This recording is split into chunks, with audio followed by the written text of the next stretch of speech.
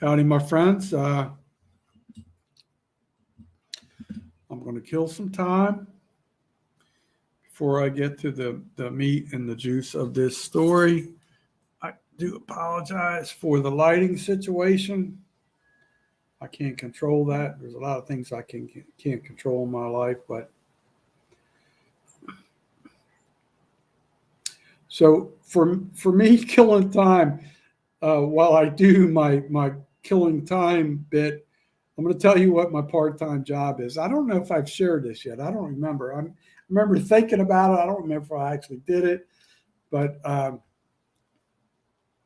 my part-time job I work is in Naples, Florida. I work for a fiber optics company.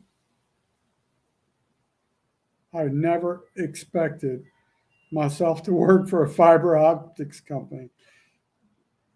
I don't even know what I think they use it for underground, like telecommunications and all this stuff. But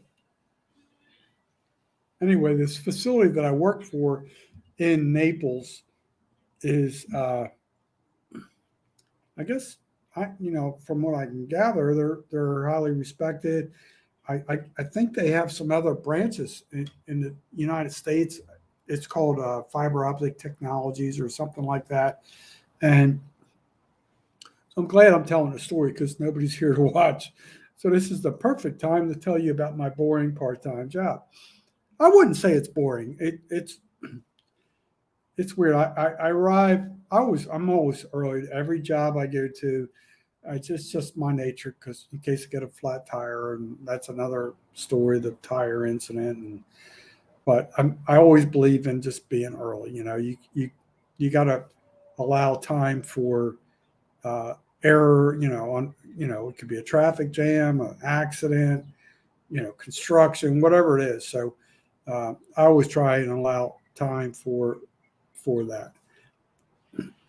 So anyway, I kind of do like the part time job. The only thing that sucks is it's kind of costly to drive from my mom's house to where it is in Naples, Florida, to work only 4.5 hours.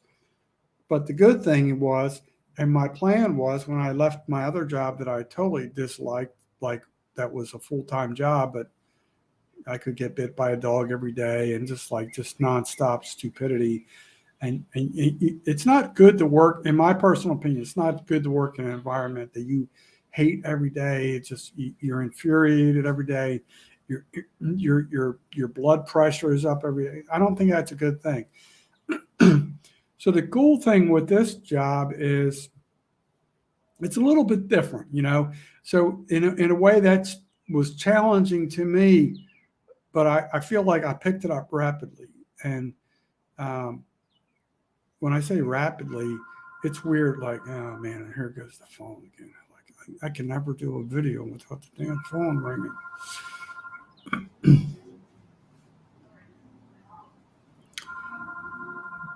So what they do is they have these glass tubes. I don't know the exact length. I'm going to say they're 36 or 40 inches long, whatever. And it's really sophisticated system. They put them up on these, like, I guess you would call them like burners or something. And it runs at a very high temperature.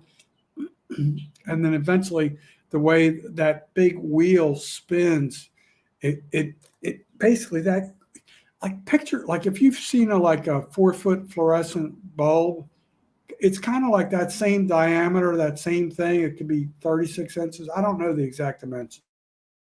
I've been involved in that direct process, but that station is right next to me. So I kind of know what happens, the gist of what happens. So weird. It runs at such a high temperature and it does its thing that I kid you not, like, with, I don't know what the exact dimensions are, quarter of an inch, half inch, or whatever it is, but the it turns that glass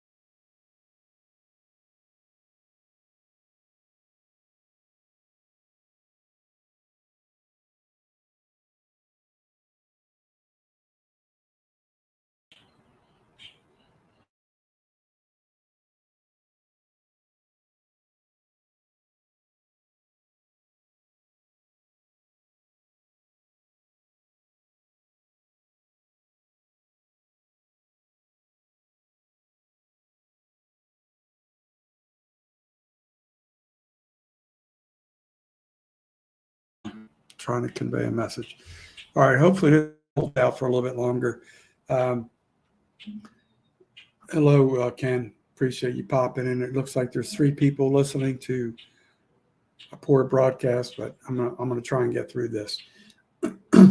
So anyway, I'm gonna just briefly touch base more about the fiber optics job, and then I'm gonna get into new developments in healthcare system. So anyway, so basically there's 2 huge drums. I don't know what the diameter is on those, 12, 14 feet or whatever.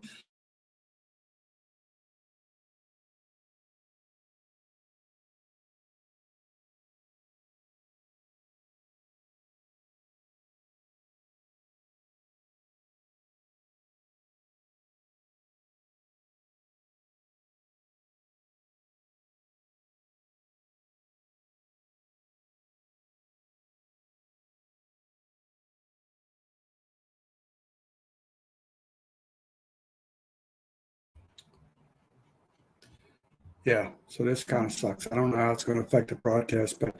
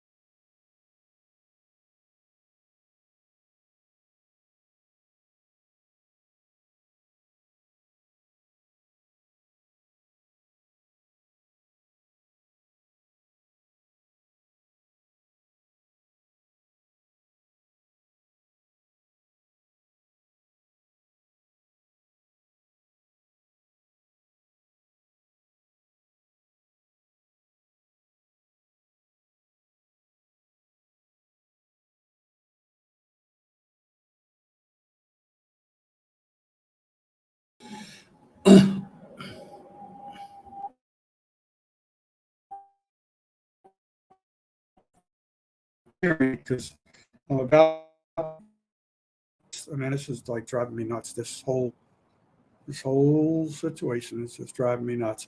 So maybe I won't remove it, but anyway, like if I get a delay one more time, I'm probably gonna just go to a regular download video. I apologize, folks, man. It trust me, it pisses me off more than it's probably pissing you off. But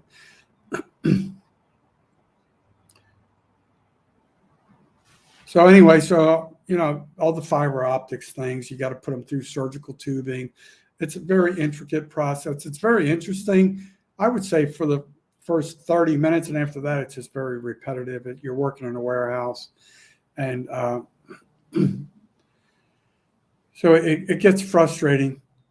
Welcome, our treasured home. I appreciate you trying to put up with my nonsense.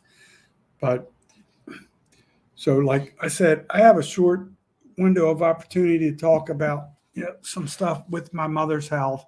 I don't like doing this, but I feel it's kind of important to have it documented. And even though it may never help in the future, but hey, I'm going to document it because that's what YouTube's about, right? Sometimes you just document your life and hopefully it can help somebody, or you never know. Sometimes you might put your foot in your mouth. With my life, that could be the case. So I did some stuff yesterday and checking on the new facility that my mother went to. Hello, Melinda. Welcome to the fiasco. I'm trying to get through this, folks. I'm literally just like my life. I'm just trying to get through it. But so, like I on one of my videos, I talked about at the same time my mom was being admitted, I got a notification on a different application talking about the same facility my mother was being admitted to, and a lot of negative comments. And so, there was a reason. So I try to be devil's advocate on that video and try and be very objective and everything. So then, yeah, after I did that video and stuff like that, then I also I try to do a lot of research on reviews, Google reviews, and stuff like that. So when I did that, I found out a lot of disturbing information that to me, and then I relayed it to, uh, you know, the power of attorney. And he was laying in bed when I mentioned it to him, and he just kind of laughed and said, it's up to us to hold them to higher standards, right? Well, like I said previously, here goes the phone again. Oh my gosh, this is nonstop. So I'm laughing because I'm like, dude, do you know how to hear me? Like, you're telling me you're going away for all these days and all this stuff, and it's like you're telling you I've got to work 10-hour days. It's an hour drive plus all the other incidental, getting up to shower. So it's my mom's not where my new job's located. It's not really close. Anyway, so if you guys have watched that, I appreciate you watching it, just so you kind of understand. So I'm going to try and cut to the chase. So I go up there today after I worked my short shift at my part-time job. Excuse me. I go into the facility and I sign in, I go to the room that she was in, and then I go to the room where she's supposed to be in. It was room 211. And I remember at work, I work in a warehouse, right? It's very loud, very noisy. I'm not allowed to really pick up the phone. I pick up the phone every once in a while just to check the time for communication on breaks. But somebody called me from a different strange number. So I'm wondering if it's the healthcare facility. So I don't know if it is. So then I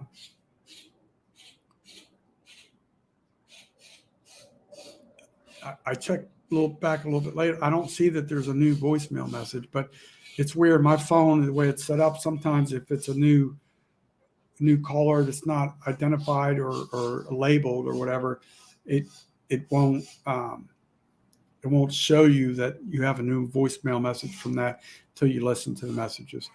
So when I'm at this facility and I no longer see my mother in that room, I'm thinking the worst, right? I'm thinking, oh man, maybe she passed away and they transported her somewhere. So now I'm kind of like a little bit concerned, and I talked to the receptionist, and I talked to some other. Well, actually, I take that back. I talked to some nurses in the hallway, and they told me she got transferred to a different wing, which I had to go out the front and go all the way to the other side, which would be the west side of the building. I go in there. I do finally find her. Thank God, she's still alive, and so we hang out for a little bit, and like I say, her brain's not functioning real well. Like, it's not doing well at all. So it's very hard. I get the same repetitive questions. Did you work today? And I keep telling her about the new full-time job I'm going to have, and then after I tell her, why don't you look for a full-time job? I'm like, oh my God, it's like you just want to get up and just beat your head against a brick wall, because I know it's not her fault. It's definitely not her fault, but you're repeating yourself over and over and over again, and the message is not getting in. And I find this is what's so weird, right? And I don't understand this disease fully, and I'm not pretending to. I understand the basics because I'm living through it. But what's crazy is, like, she still remembers me. She still remembers my brother. I think because of convenience on whatever's downloaded on her phone and our previous correspondence, she always calls me first, right? And I think that agitates the other guy. I don't know, but I don't know. I'm like, she calls me first, right? So that's cool. And oftentimes, if it's a decision, as much as it pains me, I refer her to her other son. So it's really weird. So we're trying to live through this, go through this, and it's so I, I'm showing her some YouTube videos that were really funny with mimes at Orlando and SeaWorld, and she's laughing, and she's looked a lot better today. I will say all that. But had only been transferred to this new room for hour or 2 hours max. Talking to different people, time spans different. Her memory for understanding time it just sucks, and just short term memory just sucks. It just blows my mind. She can still remember my name and remember me, and it's just weird how all that works. But she can't remember if she was fed 5 minutes ago or 5 hours ago. So it's just really crazy. So this is what dementia does to you, right? So so I'm there for a while, and then I got to make a couple pit stops. I do a couple things. I took her a couple little took her a little Canada Dry and a ginger Canada Dry. I didn't even say it. Canada Dry ginger ale, and then like some little chocolate. She likes chocolates, and she also liked peanuts. So it was like they were called like not peanuts. It was pecans, chocolate covered pecans. Got her little bag of that. Just something for her to snack on. She smiled. She likes it. She started eating it. So just try and give her little joys of happiness every day with my limited income. So thank you, our treasured home. I'm sorry I'm not really looking at the comments that much. I know there's like not a lot of people in here, and a lot of it's connectivity issues, not giving advance notice, but there's a reason why I'm leading up to this. So in my previous video where I mentioned about the reviews on that facility, I got laughed at, and so like that really ticked me off, right? So I'm just like saying, hey, it's just something needs to be considered. So my mom calls me after I came home. I don't remember what time it is. My phone's on airplane mode, so I can't even check the exact time. I'm going to say 2 o'clock, right? So I probably got back here, 12:30, 12:45, whatever. My mom's calling me and telling me they took her walker. My mom has one of these little walkers, has the little brakes on it, and if you need to turn around, sit, it has like a little seat. So I noticed today in her new room, she had one right next to her. It was like a recliner she was in. It's like a medical recliner. Then she had her bed off, so she has a room to herself, which is nice. So she's telling me now, mind you, in defense of the facility, my mom's memory and her ability to perform cognitive skills and functional skills is very poor. So she's calling me saying they took her walker away. Well, she's very fragile right now because she has broken ribs, busted up face, and she probably had a concussion. I'm assuming she's recovered from the concussion part of it, and so she's telling me that they said that was not her walker; it was the hospital's walker or the facility's walker, and she's calling upset, and she knows it was brought from the house, and I honestly don't know. So I'm looking around. I know her walker chair had been in the garage. I noticed it's not there. So, the power of attorney is sleeping in the other room. I kind of have to wake him up, tell him what's going on. And he says, yes, I did take so I'm like, all right, well, here's my, at that point, the nurses were in the room. I kept telling my mom, let me talk to the nurses. And it never happened because she wasn't listening to me. And all you could hear is conversations in the background, but you really couldn't hear the gist of what was being said, other than she's accusing them of stealing her walker. And it's my understanding that she's not really supposed to be walking yet, but it's there for assistance in, the worst case scenario. According to my mom, when she called, she needed to do something. I don't know if she was trying to get to the bed, go to the bathroom. And that's probably why they took the walker out of the room. She's not comprehending the reason. So I'm relaying this to the other guy, and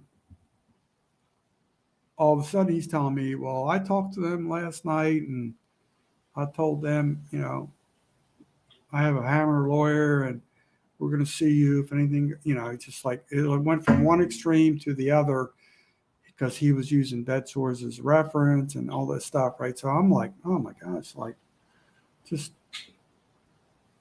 I don't think it's the best way to go into a situation threatening people last night when they're, it was just like weird. It's just like weird. I don't understand this whole situation, why I'm in this family, why I'm in this situation, but I really don't think coming out of the gate less than 20, well, yeah, definitely less than 40, probably less than 36 hours in, or well, actually she'd only been there for a day. So it was probably less than 24 hours and you're threatening them with lawyer stuff. I mean, like, no, it's like, if you feel that way, take her to another facility is how I feel. Get the insurance cleared up, take her to another facility. I just don't believe in just going in and start threatening people with lawyers. And I don't think that's best for her health care because in my opinion, they're probably just going to try and release her as quickly as possible to avoid any type of lawsuit, just to like, yeah, she's good. Let's get her out of here so we don't get sued type situation. That's just how I feel. So I don't know. It's just awkward. It's this whole situation's so awkward. So I don't know what a lot of people are throwing out advice and input, but what the people don't understand is I have zero rights, and people do not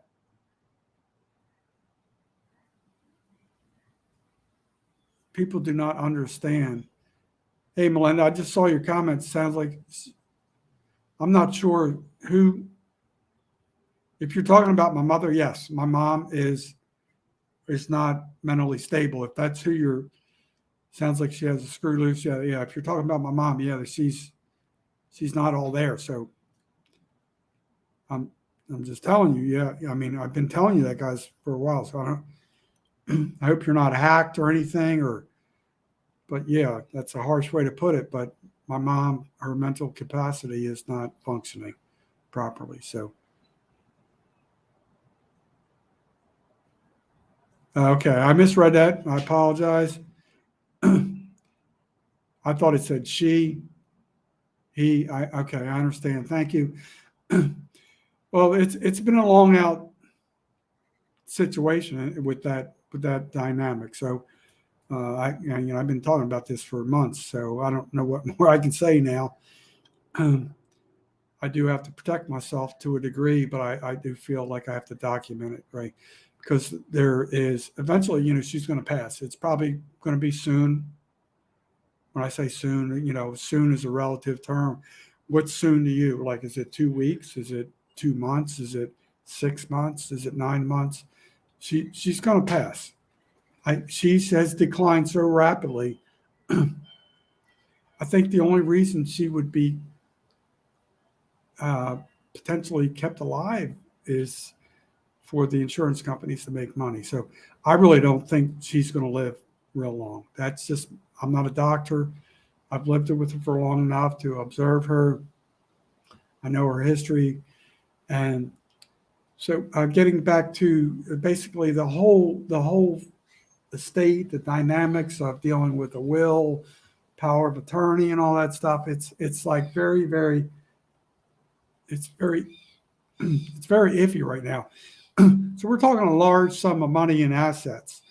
Hello, Rattle Trap Fishing. Welcome. I'm sorry this was unannounced. It was just kind of like I'm trying to relay some stuff. I would appreciate if anybody can watch the replay because hello, thank you, Shirley, for tuning in too. So we're talking a large amount of assets, but those assets could go away rapidly if the house has to be sold prior to her being committed to a healthcare full-time like hospice facility type situation. So it's very, you want to do what's right. You want to, I'm trying to prevent what I know is wrong. But unfortunately, the way the documentation is that's been done 21 years ago does not protect me. I've talked about that in the past, and somebody's using it to their full ability as a leverage ploy. I'm going to tell you flat out. So it's weird. So I will tell you that, like my tire problems yesterday, the power of attorney said he would help me, right? So he would help me, right? So, when I've needed assistance in emergency situations or whatever, or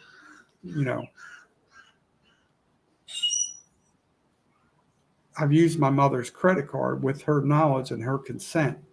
I realized lately, since I would say my mom did not probably decline any obvious signs of declining until after her husband died.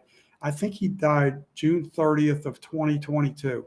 So I want to make this clear so we're fully on the same page. I'd say like 2 or 3 weeks afterwards, I would say 2 or 3 weeks afterwards, I noticed a little bit of like just odd behavior from her.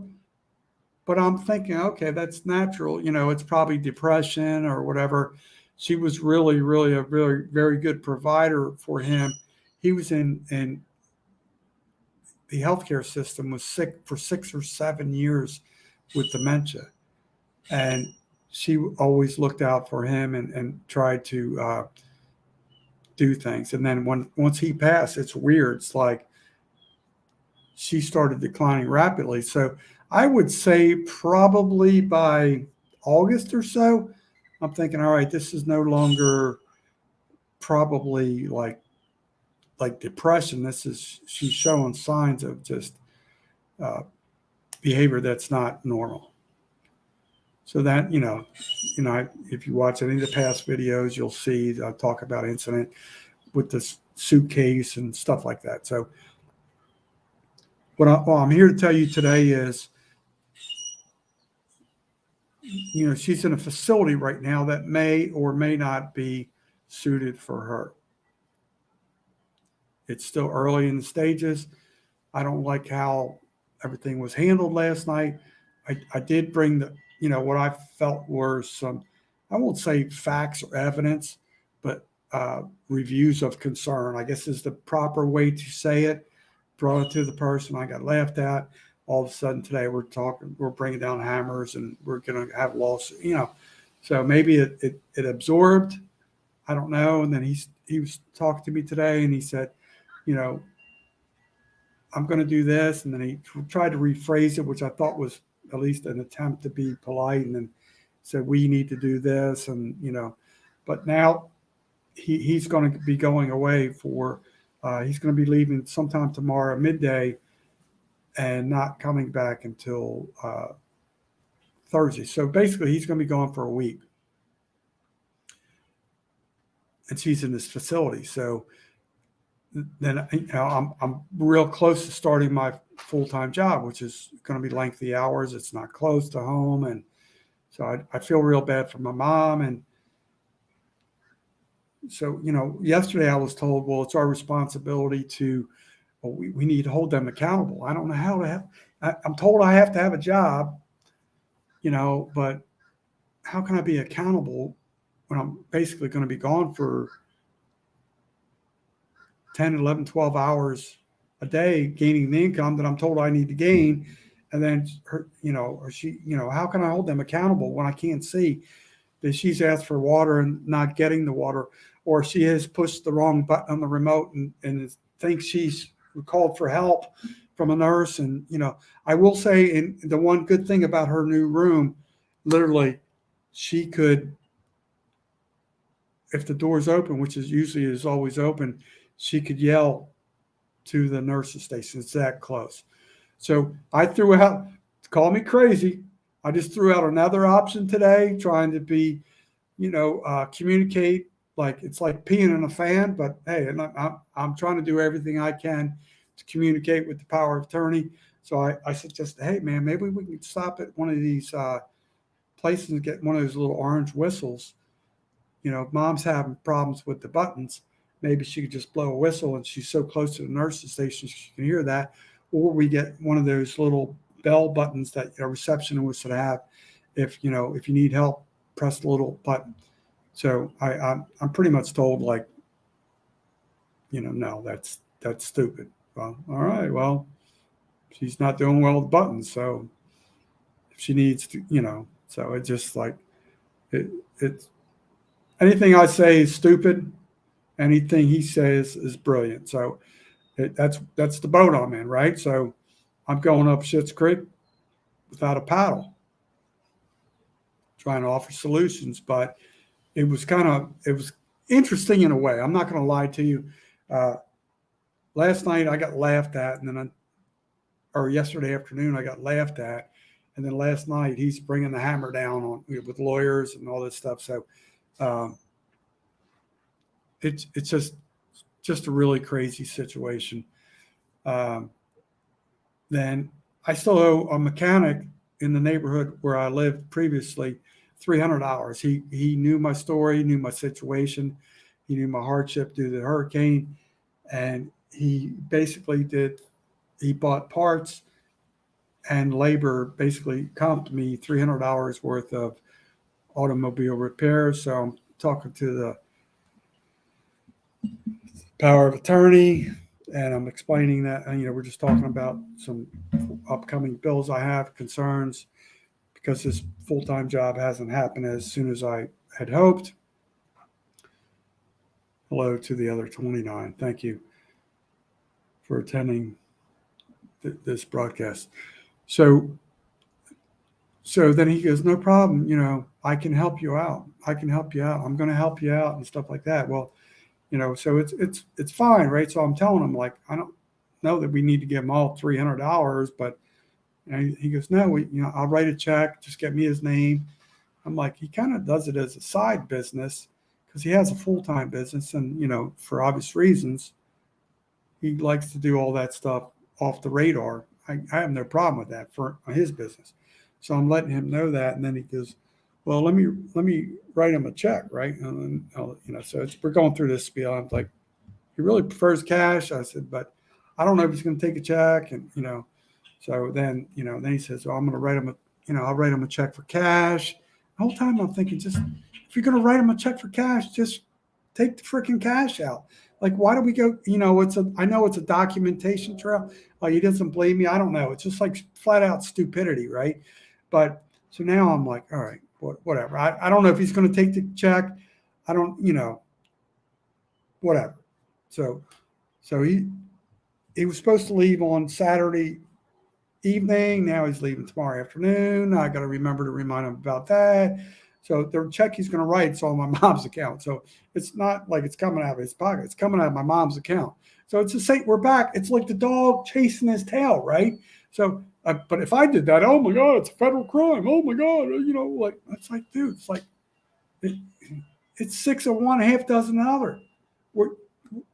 We're all supposed to be quote family here. We don't act like freaking family. No, we act like kings and queens, and then we have a redheaded, son and stepchild. No, it's like total BS. It's like it is total BS. The whole system is total BS. And so right now, I want to get the mechanic pay. Like the second half of the month is really brutal for me, and that is starting to commence. And there's different things coming up because I know my pay periods, and I'm not able to work full time at the full time job. And then when I do, then I think I mentioned this previously. He tells me on June 16th he's leaving for a week to go to a conference in California. So now that's like totally like pooping the bed, because now like my mom's going to have all this, she's not going to have any visitors because I got to go to work. So I'm told I got to go to work.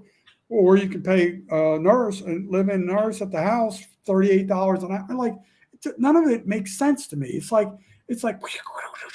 I'm like, I'm not the sharpest tool in the shed, but I'm not a freaking idiot either. So I'm like, all right. So I go to work. Mom potentially dies of boredom or lack of family assistance because he's at a conference, which is most likely an AA or an NA conference somewhere out there in Cali, right?